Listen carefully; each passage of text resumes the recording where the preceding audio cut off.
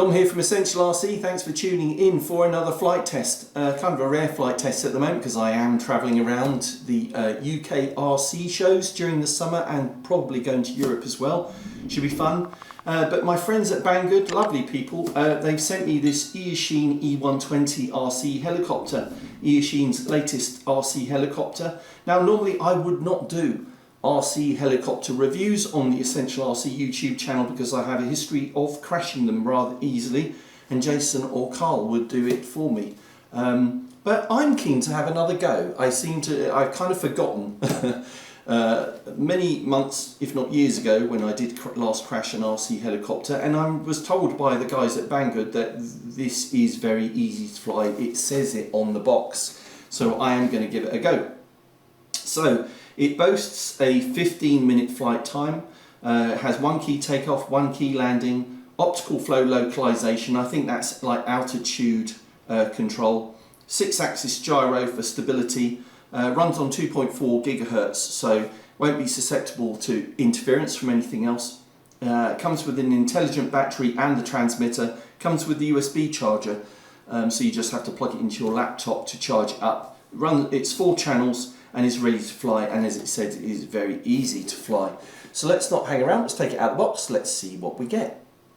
So box opened, and on top you get the user manual, which I flipped through, and yes, it looks like it's very easy to fly. Take off the plastic lid. First looking at the helicopter itself, and I do like that it is kind of a semi-scale helicopter. Maybe someone out there can tell me what it is supposed to be. It says B0105 on the outside, but I think that looks rather nice. Now I'm not so much into sport helicopters. I like something that looks a little bit scale. Put that there. Then obviously you've got the flight battery. As I said, mine came with 1, but you can order it with 2 or 3. I advise getting the one with 3 so you can fly for longer, have more fun. You get the transmitter, very simple transmitter. You've just got to put 4 AA's in the back of that. You get the USB lead, so you can charge up that battery. Just has some blue LEDs on the battery actually, so you can see when it reaches full charge or how much charge is left. And then you get spare blades. Looks like I've got a couple of spare blades in there should I break one of them, and some tools. Oh, and a rear rotor blade as well. There's a blade there at the back, so if that needs replacing, but there's an Allen key and a screwdriver should you need them. That's it. Alright, so I'm going to try and fly it for the first time, see how that goes. Okay, so here we go. So I've got the manual, and it says flight operation steps. Turn on the transmitter and let helicopter stay near to transmitter. Number 2, install the aircraft battery in the battery compartment safely and securely. Battery compartment is at the front here. So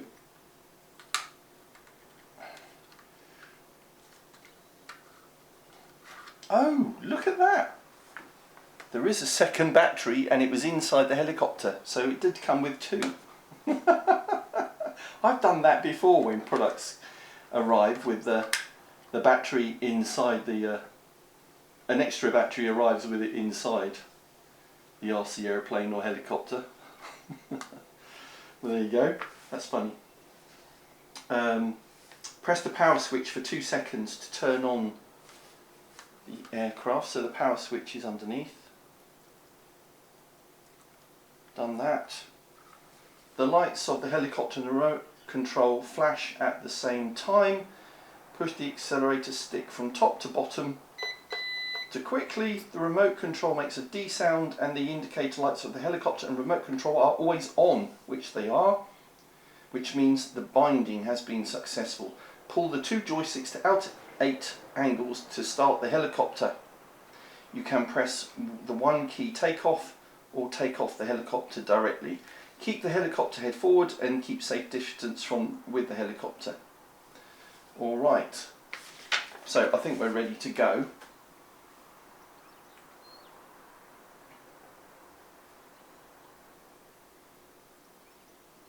I'm also recording with my little Insta360 camera, so here we go.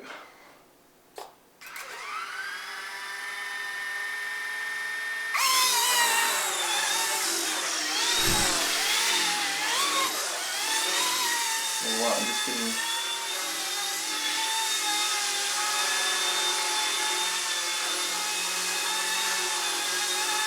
getting a hang of it.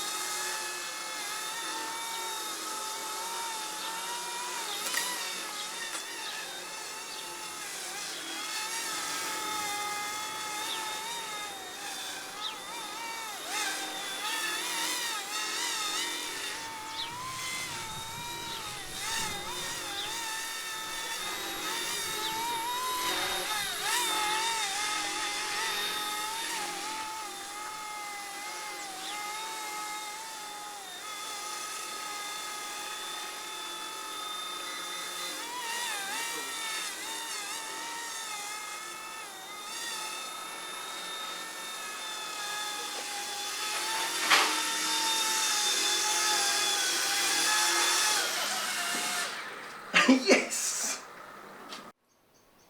So I was pretty impressed by that. As soon as I took off and the first few seconds, I learned very quickly the sensitivity of the sticks. It was a little bit sensitive, but I could adjust that really quickly and got it under control.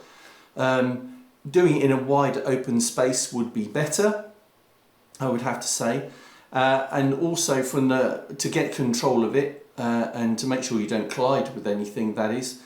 But also in a wider open space would be better, because you want to kind of hover it at just above head height and then trim it out for level flight so it's not drifting anyway. And that's why you've got these trims sliders on the transmitter, to use those, because you don't want to be correcting for drift sideways or in yaw or in roll. You want it to fly more or less at the same point with just a little bit of drift probably. The other thing I did not mention was that you do have a speed slider. It's not really a question of speed, it gives you more pitch and roll control if you move it to the right, and that certainly is very useful if you're in a tight space. It's in terms of duration, I only showed you a little bit of the flight footage there, but 15 minutes is genuinely about right on a single battery. I had, it was quite a long time flying. I just gave you a couple of minutes of the flight footage there. I did have a couple of knocks as well. You saw I collided with some flowers. Don't tell my missus about that. But I did actually crash into the ground and the wall a few times with no adverse effect, so it is quite resilient. The blades don't even look scratched, There's a few grass, maybe a few grass marks, but that's about it. So it is quite resilient as well. So overall, I'm quite impressed. It's a good first heli if you've never tried one before. It's not collective pitch. You're not controlling the pitch of the blades. It's more the speed of the head that is giving you the climb and the descent on one of the sticks. And I think that's fine for a first helicopter. It's kind of giving me the confidence to fly around and kind of that brain training you need and on the stick movement and which direction it's going to go. And once I've mastered this, then I feel as though I can go and get a full collective pitch helicopter and learn how to fly that as well. So well done, Eachine. It's nice that it's something that can teach you how to fly a helicopter at that look scale as well. So that's it for this Essential RC flight test. If you've enjoyed it, then please subscribe and click the bell icon for notifications of our future uploads and live streams. But the link for this will be in the video description and a pinned comment if you want to look up the price. Hope we'll see you next time on Essential RC. Bye.